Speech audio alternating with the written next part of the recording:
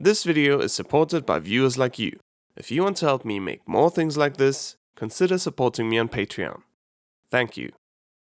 Housing is expensive. No matter where in the industrialized world you look, pretty much everywhere, cost for a roof over your head is on the rise. But in Vienna, the situation is quite a bit better than in pretty much any other major city. In comparable metro areas like Budapest or Hamburg, rent averages 10.4 and 15.9 euros per square meter. In Vienna, it's only 8.7. Obviously, these numbers aren't easily comparable. Income levels and 1,000 other factors are different in different cities. What you can compare is the percentage of household income used for housing cost. The median of that percentage, so the point dividing the upper and lower 50% of households, is 45% in London, 40% in Berlin, 34% in Hamburg, 31% in the Paris metro area, but only 23% in Vienna. The reason? Okay, you got me. There's not one simple reason. The housing market is complicated. Two things that definitely put Vienna ahead though: rent limits and subsidized housing. Whether you pay market rate or legally limited prices makes a huge difference. Affordable housing is available all over Austria, but nowhere near as much as in Vienna. Affordable obviously isn't a precise scientific term, but for our purposes, it should be enough to define it as rental apartments, since buying for many people impossible, that are available under market value because of regulation. Of these, Vienna and Austria in general have three distinct kinds: old housing, association housing, and public housing. Old housing is generally found all over Vienna, from central Stephen Square to the city limits near the Vienna Woods. Privately built houses, many 100 years and older, with thick walls and high ceilings. Hello? The cool thing about old housing: rents, meaning specifically the amount your landlady receives every month, are bound to a guide value that cannot be exceeded. But to ensure that rent profits don't shrink to peanuts over time thanks to inflation, the value is regularly adapted to the consumer price index. In Vienna, the guide value as of right now is 6.15 euros per square meter. Add to that the average operating costs of 2.4 euros per square meter, and you get 8.55 euros per square meter as the average rent for old housing in Austria's capital. Average because depending on location and features, additions and deductions are due, which push rent limits up or down. Getting old housing is pretty easy, which makes it great for spontaneous folks and newcomers. The only conditions are proof of income and 3 months deposit in case you leave the apartment worse than you found it. But let's step back for a second. What even is old housing? Well, it's housing that's old, kiddo. You ever go to school? If only it were that simple. Old doesn't necessarily mean old here. Old housing is exclusively either rental apartments in buildings that got their permits before the 1st of July 1953, or rented condos in buildings that got their permits before the 9th of May 1945. Slightly simplified, that means apartment older than 1945/53, old housing; apartment newer, new housing. The idea behind that probably being that it makes sense for owners of newer buildings to be able to make more money with unregulated rents, to pay off loans and make some profit for their investment. The problem is that not the age of a building, 30 years for example, but the specific date of the permit determines whether rent limits apply or not. The law in question came into effect in 1981. The newest building with rent limits in force was 28 years old back then. But in this, our year 2022, a building from 1955 with the considerable age of 67 years still counts as new housing. Meaning, whoever owns the building can, without any expiration date, squeeze as much rent out of it as the market allows. If the law had featured a specific age of permits, not a date, an investor would have, let's say 30, 40 or 50 years of making market rate money to pay off loans and make profit before rents are limited, and therefore affordable for many people more. Not what happened though. And since we have no time machine to make more old, rent-limited housing, its share of the housing market shrinks every year. Another problem: just because there's a rent limit in place doesn't mean that it's actually adhered to. Additions and deductions for location and features are defined so vaguely that landlords often ask for way more rent than allowed and simply wait until someone complains about it. When in doubt, renters can at least consult an online rent calculator and contact the city's arbitration body, which examines your case, then tells you whether rents and operating costs are in order or not. But should your landlady just say, "Oh, The rent's too high? I don't care. You can only fight for your right in court, which is not cheap. So whether you really want that, especially if you've got a fixed term contract allowing for you to get de-apartmentized for no reason other than that contract running out, unlikely. Right, what's next? Association housing is usually found outside the city center, so not for you if you want to live in a neighborhood that's centrally located, well supplied and not first and foremost planned for cars. Is usually newer and a good bit cheaper than old housing. In numbers, 7.7 euros per square meter on average. So cheap rent, but you usually have to deposit a, depending on apartment size, higher or lower, usually 4 to 5 figure financing contribution, which you get back at the end of your lease, minus 1% per year. Associations provide mostly new, so post-war housing, but still ask for pretty low rents, because ask for more, they cannot. Associations are non-commercial, publicly subsidized organizations that pay no corporate tax. In return, they may only operate cost-coveringly and with rent limits. Hence their official name, Public Benefit Building Associations.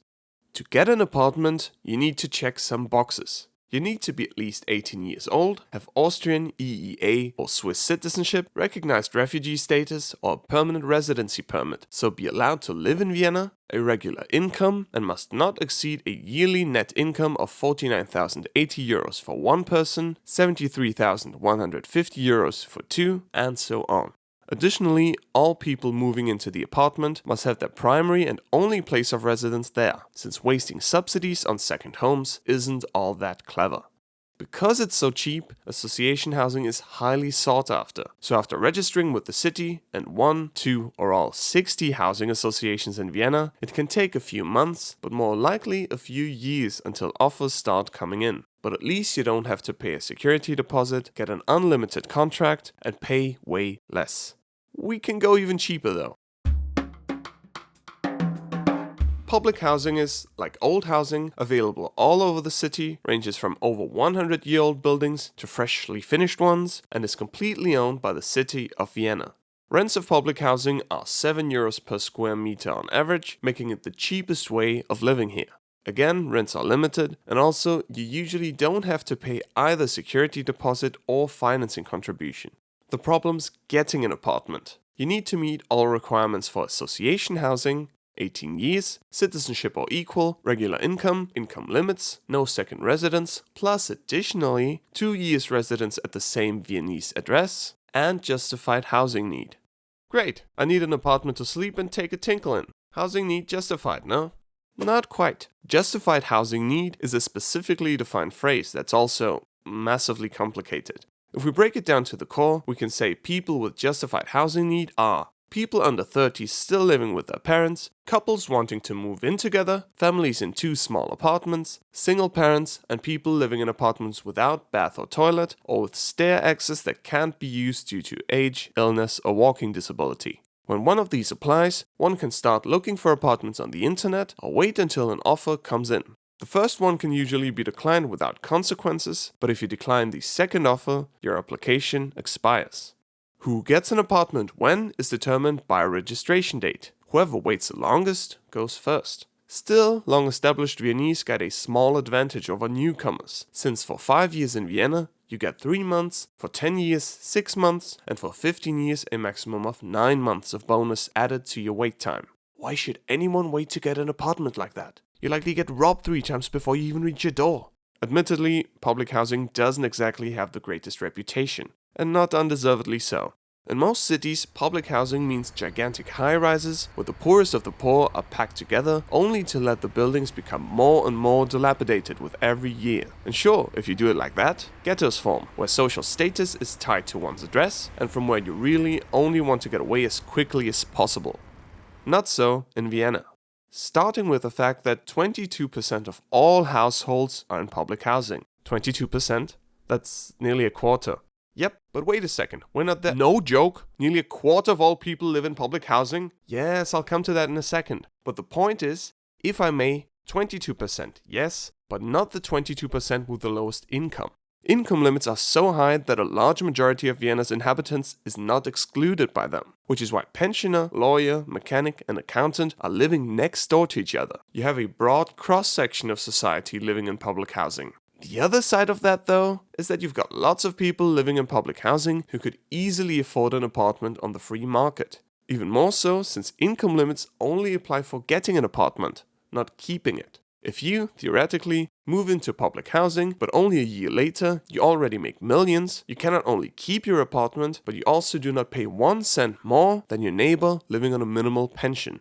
Affordable housing for nearly everyone is obviously nothing bad, as long as everyone who wants to get an apartment can do so. At the moment, and basically at every point in the last 100 years, demand has been far bigger than supply, which is why those strict application requirements exist in the first place. With a model that lets people pay a bit more when they make more, let's say rents pegged to at least 15% of net income, there wouldn't only be much more revenue for the city government to build more housing with, but you'd also have some motivation for those who can easily afford it to move to association or market housing and make room in public housing for people who need it more urgently. Just a suggestion. But despite all this focus on social mixing, people in tough situations aren't left out. If you're paying market rents but can't properly afford to anymore, a 2-year limited rent subsidy is available, and if you're already close to eviction or homeless, there's a special social allocation of affordable and temporary housing. Now to your question. How exactly can it be that nearly a quarter of the population of Vienna is living in apartments belonging to the city? Buckle up, that's a pretty wild story. After World War I, Vienna's facing a massive housing shortage, but economic ruin, so construction stopped. A huge majority of people lives in absolutely outrageous circumstances. Apartments without separate baths or toilets, catastrophic hygienic conditions, and Hold it! The Social Democratic Workers' Party cannot accept these circumstances any longer. 1919, Social Democrats take over City Hall and the Mayor's office, and instantly start tackling the housing topic. The city buys huge plots of, thanks to the construction slump, unprofitable land for pocket change, and in just 15 years, about 65,000 apartments shoot out of the ground. That's about 12% of all apartments in Vienna in the year 1917. A shiny new public housing apartment was, despite being a bit small for today's expectations, a huge upgrade to the typical tiny, dark, dirty apartments of the time. Direct sunlight, water, and a toilet in every apartment. Instead of the usual up to 85% of lot coverage, only 40, 30 or even less. Green courtyards and all kinds of communal and leisure amenities. But best of all, rent for these apartments was close to nothing. Rent revenue didn't even cover construction costs. The whole thing was financed, at least since the federal statization of Vienna in 1922, by all kinds of taxes aimed primarily at the wealthy, like the housing tax, which hit owners of luxury apartments and houses with a mighty 35% and more of pre-war standard rents, while owners of small workers' apartments only paid 1%. Better living conditions, laughably cheap rents. It's not much of a surprise that there were many more people trying to get such an apartment than were available even at that quick construction speed. That's why apartments were allocated by a point system. The more points you had, the further along the queue you were. You got points for things like birthplace Vienna, thoughtless layoffs, homelessness, and so on. But with so much transparency, let's also mention that membership with a certain party certainly didn't hurt your chances. Even today, Viennese public housing is the omnipresent symbol of a city that, apart from intermissions by dictatorships 1 and 2 and a 3-day mayor, has been in social democratic hands from 1919 until this day. Something the phrase, built by the municipality of Vienna, which you get to read in many varieties at pretty much every single public housing location, never really lets you forget.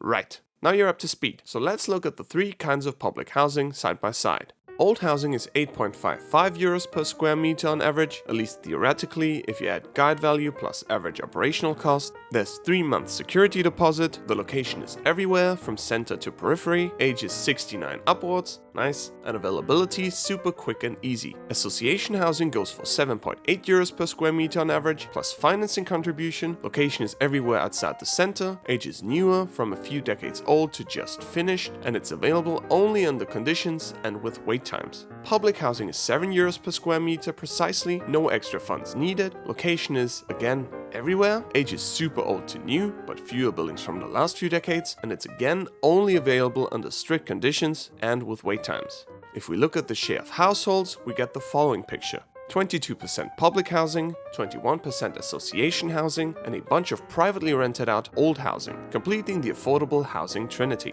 How much there is exactly, I can't say, as I found no numbers on that. But in the 33% private rental housing, there's, statistically speaking, quite a bit of old housing. So it's pretty likely that more than half of all households in Vienna enjoy some form of affordable, price-limited rents. The rest is split into 13% condos, 6% houses, and 5% other, which includes things like rent-free living in Auntie Gertrude's second condo. Vienna may look pretty good as far as rents are concerned, but caution, a dream world where cheap apartments in the best locations are flung at you every time you go out, it is not. The average rent in Vienna has grown between 2010 and 2022 from 6.2 to 8.7. But since regulated rents can pretty much only grow as fast as the inflation rate, most of the increase in living costs comes from condos and market rents. Rising prices aren't all that surprising, considering Vienna grows by more than 1% annually. But that's not much consolation to someone needing to pay a chunk more rent every year.